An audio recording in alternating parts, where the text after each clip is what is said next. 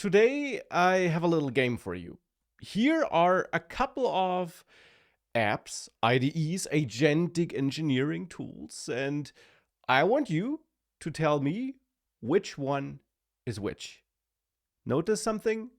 They're all pretty much the same. Okay, this one is VS Code. It looks different, right? The agent bar here is on the right, not on the left, and you still have to open one workspace per project, so to say. So one VS Code window per project, and then you have your agents for this project in here. But of course, that is also going to change.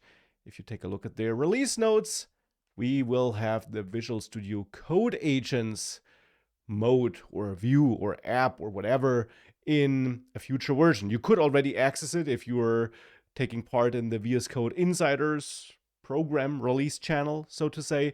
And in the future, VS Code will still stay. You can still use it the way it looks, it works today. That will not go away. But in the future, you will also be able to use this app as an alternative, and you will be able to launch it from inside VS Code. And guess what? Here we also then have multiple projects on the left and multiple sessions grouped below the projects there, so that you can have one application where you can manage all your agents across all your projects, just like in Claude Code. Yeah, this is Claude Code, or Codex, this is Codex, or Cursor. And Cursor, of course, still also has the old IDE mode, of course, if you want that. So you can use that. And of course, there also are the CLIs. I mean, you can use Codex or Claude Code via their CLIs. And I do have courses on Claude Code, Codex, and also my AI course here where I cover GitHub Copilot and Cursor. And in there, I do cover the IDEs in case of GitHub Copilot and Cursor, so VS Code and Cursor, and the CLIs and the desktop apps for Codex and Claude Code. So you have these choices, you have these different ways, but when it comes to desktop apps, we have a pretty clear winner, as it seems. The editor, the IDE, if you want to call it like this, of the future very much looks like this, as it seems. And of course, that kind of makes sense. And of course, it's also clear that we don't know if that will really be its final form.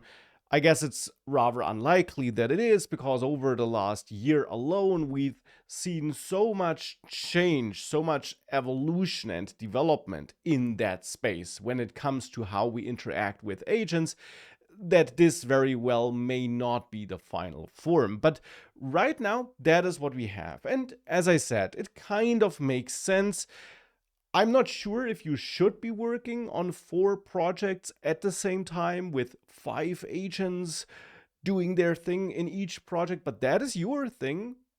I personally, most of the time, only work with 1 or 2 agents. And yeah, because I do want to think about the tasks I give them. I want to analyze the code, but yeah, maybe I'm just old. That may also change, of course, but you can really go nuts and easily work across multiple projects. And I mean, that is a new paradigm. That is something we just didn't do 4 or 3 years ago, even 2 years ago. That wasn't really a thing. You wouldn't have 4 VS Code windows open and constantly jump and switch between them and write code in one project and switch to another. You wouldn't do that because guess what? You were writing code. Nowadays, of course, and I say we, might not be true for you, of course, but many developers write less code. I definitely write less code. I've said it in other videos already. And yeah, since we now orchestrate agents, as I said, kind of makes sense to have this UI. Now, the thing that these companies are still trying to figure out is the details of that UI, of this kind of app. I mean, for example, in Codex, you have your terminal here at the bottom. In Claude Code, you have it on the right. So we do have a terminal access there, because obviously that kind of makes sense. You can argue if on the right or at the bottom is better. What we also have in both apps is this little code div preview. Okay, I guess I have no uncommitted changes here, but I do have some here in Claude Code where you can easily take a look at the changes in your code, or the uncommitted changes, the changes applied by your agent most likely, and where you can even add comments, and those comments are then added as context to your conversation. This is a feature, the new Claude Code desktop app, which was released a few hours ago actually, and already covered in my course. So that's a feature the Claude Code desktop app has. It's also a feature the Codex desktop app has. You also have stuff like a built-in browser here, a built-in preview mode in Claude Code, which you can set up, and then you can launch a browser. And in that browser, you can even select elements and add them as context to the conversation. So stuff like that exists.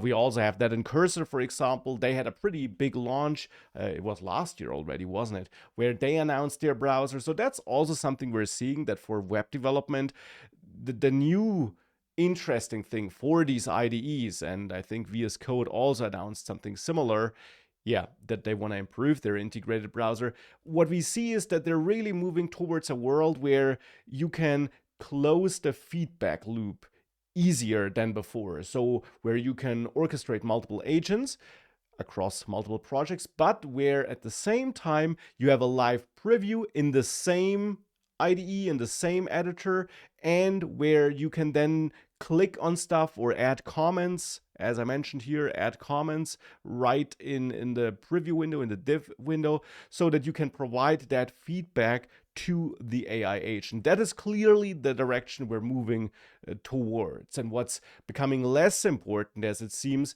is of course the traditional IDE stuff like the built-in debugger flow, which I'll admit I never used too often anyways, but yeah, it seems to be gone.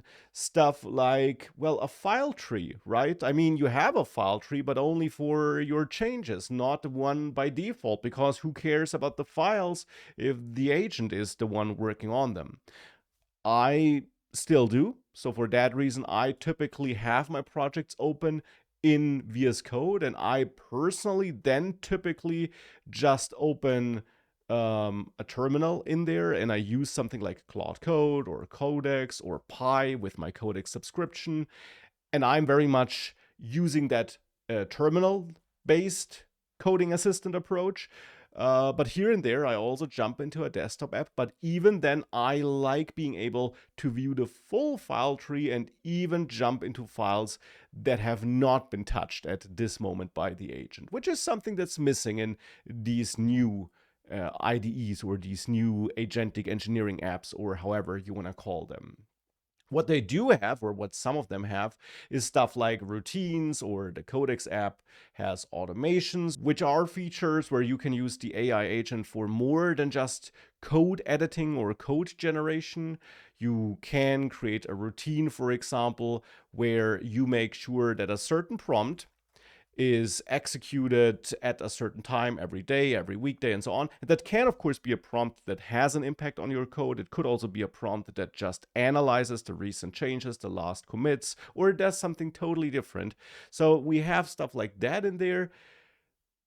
But yeah, it really looks like the good old IDE and code editor may be dying. And when I say dying, you always have to keep in mind, we're talking about a process that will not be super fast. Even though the entire AI evolution is pretty quick and a lot is changing all the time, even with that in mind, if we look beyond the tech bubble, of which I'm certainly are part, right? So I'm part of that bubble, I'm fully aware. But if we go beyond this bubble, if we take a look at normal companies and normal people being employed at companies, will not see them abandon IDEs and code editors tomorrow. That is clear. But I think overall in the future, yeah, the old school IDE will probably be less important, I guess. Though, of course, I'm also interested in hearing what you're thinking. The big question for me right now is,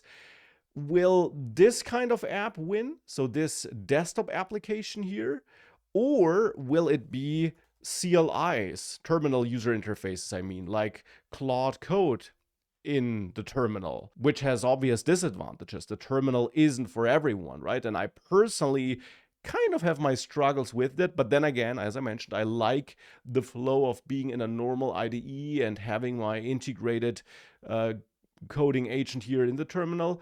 But yeah, I see the merits of having an application like this, which looks better, is easier to use, more user-friendly, especially also for beginners or newcomers, but also experienced devs, of course. So that will be interesting. Which of these approaches will win, or will we have both? Also, of course, possible, definitely the case right now and for the foreseeable future, I would guess. And as mentioned at the very beginning, of course, this agentic engineering app style, even though it looks similar across all these apps right now, will probably also keep on evolving. And it'll be interesting to see how our entire workflow and our work environments and the tools we use will look like in a year or so.